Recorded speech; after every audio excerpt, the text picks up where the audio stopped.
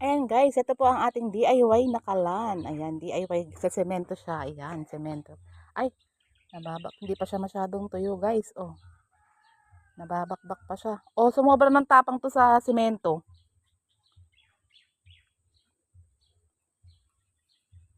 Ayan siya guys. Medyo hindi naging maganda yung hulmahan niya guys. Ayan oh.